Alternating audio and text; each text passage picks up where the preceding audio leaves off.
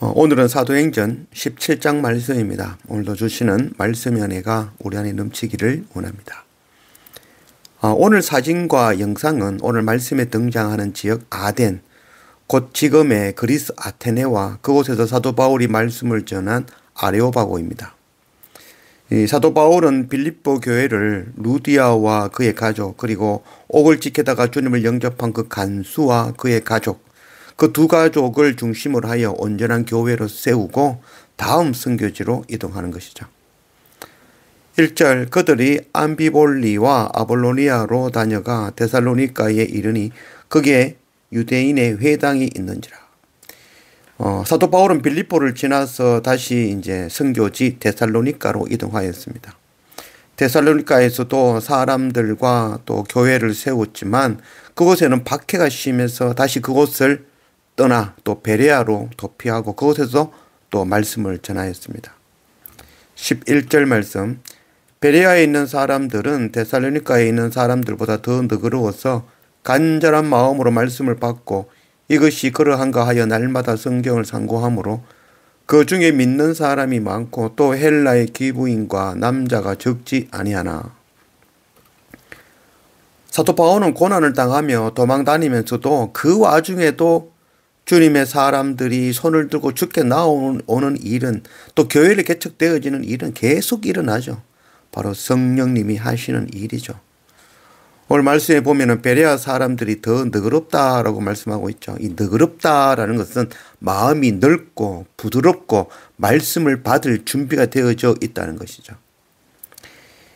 자기 것을 내려놓지 못하면 결코 하나님의 복음의 말씀을 받을 수 없습니다. 온전히 준비된 마음으로 주시는 말씀을 날마다 탐구하고 받아 먹고 소화해내는, 내 것으로 만들어내는 그런 우리가 되기를 원합니다.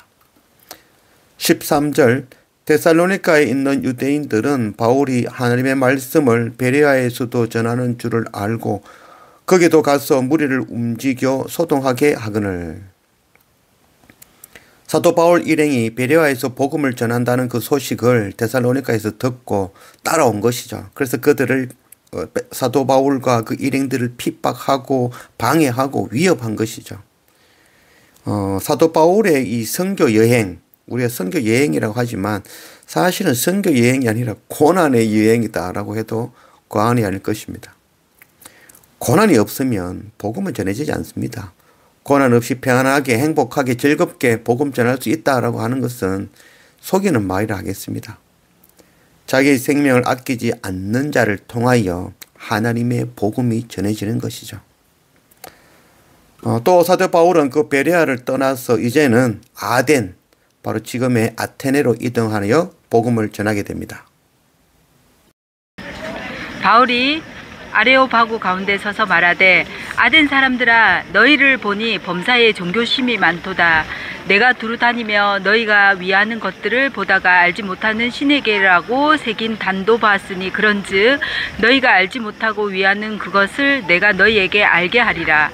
우주와 그 가운데 있는 만물을 지으신 하나님께서는 천지의 주제시니 손으로 지은 전에 계시지 아니하시고 또 무엇이 부족한 것처럼 사람의 손으로 섬김을 받으시는 것이 아니니 이는 만민에게 생명과 호흡과 만물을 친히 주시는 이심이라. 만물이 모든 인류의 모든 족속을 한 혈통으로 만드사 온 땅에 살게 하시고 그들의 연대를 정하시며 거주의 경계를 정하셨으니 이는 사람으로 혹 하나님을 더듬어 찾아 발견하게 하려 하심이로다. 하로되 그는 우리 각 사람에게서 멀리 계시지 아니하노라. 내가 눈이 안 보이네. 우리가 그를 힘입어 살며 기동하며 존재하느니라. 너희 시인 중 어떤 사람들의 말과 같이 우리가 그의 소생이라 하니 이와 같이 하나님의 소생이 되었은즉 하나님을 금이나 은이나 돌에다 사람의 기술과 고안으로 새긴 것들과 같이 여길 것이 아니니라. 알지 못하던 시대에는 하나님이 간과하셨거니와 이제는 어디든지 사람에게 다 명하사 회개라 하셨으니 이는 정하신 사람으로 하여금 천하를 공의로 심판할 날을 결정하시고 이에 그를 죽은 자 가운데서 다시 살리신 것으로 모든 사람에게 믿을 만한 증거를 주셨음이니라 하니라. 그들이 죽은 자의 부활을 듣고 어떤 사람은 조롱도 하고 어떤 사람은 이 일에 대하여 내 말을 다시 듣겠다 하니 이에 바울이 그들 가운데서 떠나매 몇 사람이 그를 가까이하여 믿으니 그 중에는 아레오바고 관리 디오누시오와 다말이라 하는 여자와 또 다른 사람들도 있었더라. 아멘. 아멘. 지난 여름 이 친구 부부와 함께 이 아레오바고를 찾았고 그곳에서 이 말씀을 나누었습니다. 읽었던 말씀 중에 27절 말씀에 이는 사람으로 혹 하나님을 더듬어 찾아 발견하게 하려 하심이로되 그는 우리 각 사람에게서 멀리 계시지 아니하도다. 더듬어 발견할 수 있다는 거죠. 그래서 천지의 만물을 창조하신 그 하나님은 멀리 계신 분이 아니라는 거죠.